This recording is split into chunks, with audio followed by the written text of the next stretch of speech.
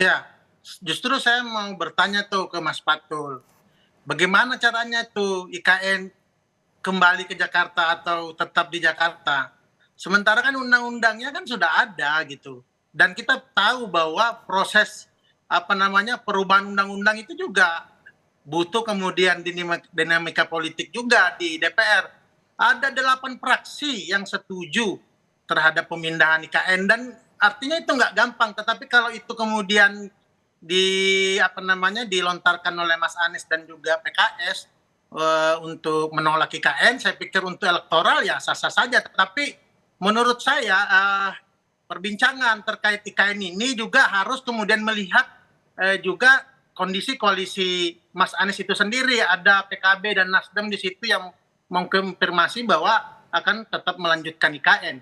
Kemudian yang kedua, permasalahan yang disampaikan oleh Mas Anies terkait pemerataan pembangunan itu justru logikanya kebalik. Karena justru kontribusi pertumbuhan ekonomi selama ini terhadap negara itu 15% dari Indonesia, hanya 15% dari Indonesia Timur, 85%-nya ada di Jawa dan Sumatera. Sehingga perpindahan IKN ini kami melihat inilah kemudian merupakan transformasi pertumbuhan ekonomi, juga sebenarnya transformasi peradaban untuk Indonesia menuju Indonesia Emas 2045. Mengapa? Karena sebenarnya kalau alasannya dana IKN itu untuk membangun kota-kota, beberapa kota, kalau tidak salah 14 kota yang ingin dibangun, sebenarnya tanpa IKN pun kan pembangunan kota ini juga terus berjalan. Bahkan tiap tahun anggaran kota-kota besar itu juga meningkat karena anggaran kota itu sebenarnya tergantung daripada pendapatan asli daerahnya, kemudian dana bagi hasilnya, dan juga transfer keuangan daerah melalui dana alokasi khusus, dana alokasi umum, kemudian hibah dan lain-lain. Ya. Itu juga terus meningkat tiap tahunnya bagi kota-kota besar itu. Tetapi saya ingin sampaikan bahwa sebenarnya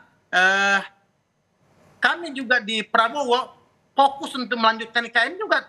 Kemudian kita juga punya program untuk tetap membangun 10 kota yang ada di seluruh Indonesia gitu. Baik, gimana Pak Fatul untuk menanggapi hal ini? Ya, yang pertama tadi soal proses kebijakan ya. Proses kebijakan itu ya hal yang alamiah. Bahkan kalau bisa dibilang salah satunya, ini lebih dari satu bahkan, Undang-Undang IKN ini yang sebelum menjadi RUU IKN, ini salah satu produk kebijakan Jokowi. Yang pertama, dia tidak pernah kampanyekan. Yang kedua, prosesnya pun juga sangat cepat, tidak melibatkan partisipasi publik yang cukup baik, dan itu diambil dalam proses yang terburu-buru. Padahal yang ingin dihasilkan adalah sebuah undang-undang yang sangat luar biasa. Baik itu sangat fundamental karena memindahkan ibu kota. Yang kedua, anggarannya luar biasa besar. Dan ini makanya proses sebetulnya kita balik lagi. Ini sebagai kritik dalam proses peraturan perundang-undangan kita, proses pembuatannya pun juga bermasalah. Sehingga ketika kita ingin merevisinya, ataupun juga ingin men-challenge bahwa nanti kita ke depan akan melakukan perubahan penting dalam aspek ini, tentu hal yang bisa argumentatif gitu.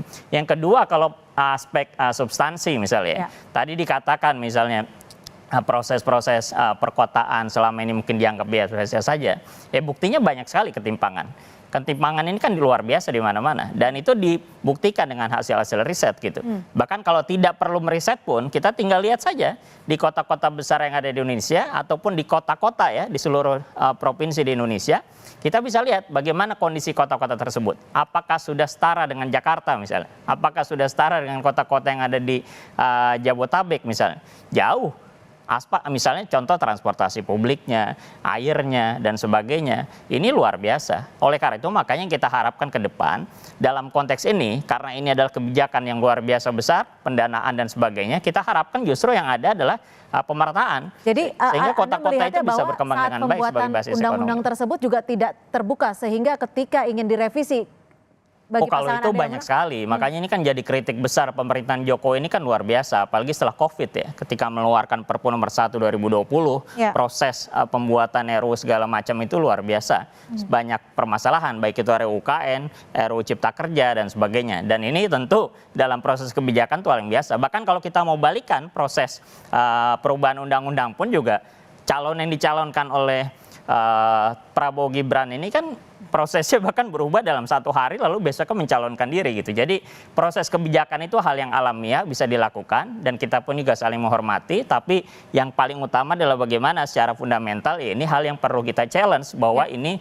merupakan salah satu kebijakan yang menurut kami ketika kita melakukan perubahan atau revisi akan lebih menguntungkan dalam aspek pemerataan terhadap kota-kota yang ada di seluruh Indonesia. Baik, Pak Irwan, dampak bagi calon pemilih jika isu IKN ini akan terus dimainkan akan seperti apa? Tapi nanti dijawabnya selepas jeda, tetap bersama kami di Kompas Petang.